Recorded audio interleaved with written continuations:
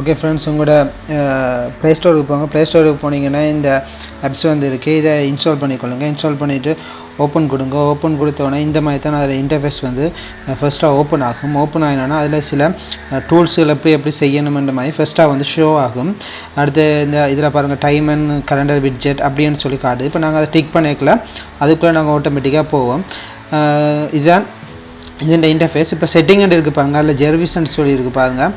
அதை டிக் பண்ணுங்கள். அதை டிக் பண்ணோன்னே இதில் பார்த்தீங்கன்னு சொன்னால் உங்களுக்கு அவங்களோட ப்ரீமியம் வெர்ஷன் தந்திருக்கான். அந்த வகையில் வந்து ஃபஸ்ட்டாக வந்து பார்ப்போம், கலர் ஸ்கீம்னு சொல்லியிருக்கு. இதில் போனீங்கன்னு சொன்னால் பாருங்கள், உங்களுக்கு தேவையான கலர் ஸ்கீம் எல்லாமே வந்து இதில் எடுத்துக்கொள்ளலாம். மெட்ட செட் ஸ்டைல்னு சொல்லியிருக்கு பாருங்கள்.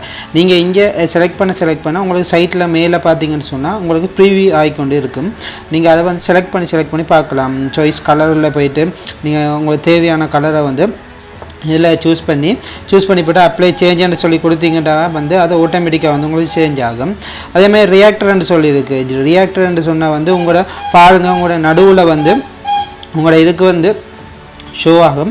அந்த ஷோ ஆகிறத வந்து எந்த மெத்தடில் உங்களுக்கு வேணும்னு சொல்லி கேட்டுருக்கு பாருங்கள். அந்த ஜெர்விஸ் ரியாக்டர்ன்னு சொல்லி இருக்குது பாருங்கள். நீங்கள் செலக்ட் பண்ணால் அதில் உங்களுக்கு ஆட்டோமேட்டிக்காக வந்து நீங்கள் அதில் ஃபோட்டோ வர நீங்கள் செலக்ட் பண்ணி கொள்ளலாம். இல்லை பிக் இமேஜ் ஃபார் டிவைஸ்ன்னு சொல்லியிருக்கு பாருங்கள். அதை கிளிக் பண்ணிங்கன்னு சொன்னால் நீங்கள் உங்களோட இமேஜை வந்து நீங்கள் அதில் சூஸ் பண்ணி கொள்ளலாம். இது உங்களுக்கு பெருசாக வேணுமா இல்லை சின்னதாக வேணுமான்னு சொல்லி நீங்கள் அதை சூஸ் பண்ணி கொள்ளலாம். அதோட அதில் கலர் ரியாக்டர் கலர் வந்து எப்படி இருக்கணும்னு சொல்லி இருக்குது, அதுவும் நீங்கள் சூஸ் பண்ணி கொள்ளலாம்.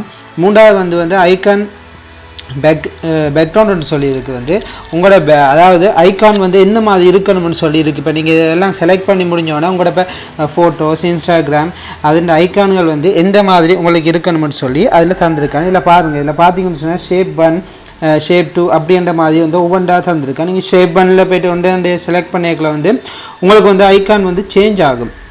அந்த சேஞ்ச் ஆகிற வந்து நீங்கள் இதில் வந்து பார்த்துக்கொள்ளலாம். பாருங்கள், இதில் இப்போ நான் அதில் செலக்ட் பண்ண அதில் சேஞ்ச் ஆகும் பாருங்கள். இப்போ ஐக்கானை பாருங்கள், இப்போ அதை வந்து சேஞ்ச் ஆகி கொண்டிருக்கும்.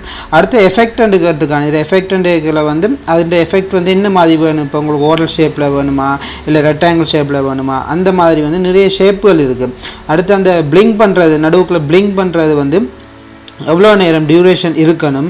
அடுத்து அதில் பல்ஸ் வந்து எவ்வளவு உங்களுக்கு கூட வேணுமா இல்லை குறைய வேணுமா, அதுன்ற பேக்ரவுண்ட் கலர்ஸ், கஸ்டமைஸ் ஐக்கான்ஸ் என்று சொல்லி இருக்குது. அது என்னென்னு சொன்னால் உங்களோட ஐக்கானை வந்து நீங்கள் உங்களுக்கு ஏற்ற மாதிரி வந்து மாற்றிக்கொள்ளலாம். அதாவது சிஸ்டம் டிஃபால்ட்டாக மாற்றிக்கொள்ளலாம். இல்லை உங்களுக்கு வேறு வேணும்னு சொன்னால் டவுன்லோட் பண்ணிக்கொள்ளலாம். அதை நீங்கள் டவுன்லோட் பண்ணி பார்த்துக்கலாம். இந்த இதில் பாருங்கள், இப்போ நான் இதில் செய்ய உங்களுக்கு அந்த ஐக்கானில் வந்து ப்ரீவியூ காட்டும் பாருங்கள். ப்ரீவியூ வந்து ஆட்டோமேட்டிக்காக வந்து காட்டி கொண்டிருக்கும். பாட்டம் ரைட் என்ன மாதிரி வேணும் அப்படின்ற மாதிரி இருக்குது, டாப் ரைட் அப்படின்ற மாதிரி இருக்குது. நீங்கள் அதை வந்து பார்த்துக்கொள்ளலாம். அடுத்த வந்து ஃபொண்டுக்கு போனீங்கன்னு சொன்னால் கீழே பாருங்கள், நீங்கள் தட்ட நிறைய ஃபொண்ட் வருது. அந்த ஃபொண்டை வந்து செலக்ட் பண்ணிங்கன்னு சொன்னால் ஆட்டோமேட்டிக்காக வந்து உங்களுக்கு அந்த ஃபொண்ட் வந்து டிஃபால்ட்டாக வந்து செட் ஆகிடுச்சுன்னு சொன்னால் நீங்கள் அந்த ஃபொண்டை வச்சு நீங்கள் யூஸ் பண்ணிக்கொள்ளலாம். அடுத்த ஹோம் ரிட்டர்ன்னு சொல்லி இருக்குது. இது என்னென்னு சொன்னால் நீங்கள் உங்களோட ஹோமுக்கு வந்து ரிட்டர்ன் வரையக்குள்ள அது என்ன மாதிரி உங்களுக்கு வரணும். அதாவது இப்போ நீங்கள் வந்து ரிட்டனுக்கு வாரீங்க, மேக்ஸிமைஸ் பண்ணி ரிட்டனுக்கு வரையக்குள்ள வந்து என்ன மாதிரி வரணும்னு சொல்லி அது இருக்குது. மற்ற அனிமினேஷன் சொல்லிக்கல இதில் நீங்கள் போய்ட்டு டிஃபால்ட்டாக வந்து இருக்குது, நிறைய அனிமினேஷன்கள் இருக்குது. இதை நீங்கள் செலக்ட் பண்ண உங்களுக்கு அனிமினேஷன் வந்து ஹோம்ட பேஜ் அனிமினேஷன் வந்து உங்களுக்கு சேஞ்ச் ஆகி கொண்டிருக்கும். அதே மாதிரி வால்பேப்பரும் வந்து உங்களுக்கு டிஃபால்ட்டாக வந்து இதில் நிறைய தந்திருக்காங்க. நீங்கள் அந்த வால்பேப்பரை வந்து செலக்ட் பண்ணிக்கொள்ளலாம். இந்த வால்பேப்பர்னு தந்திருக்காங்க.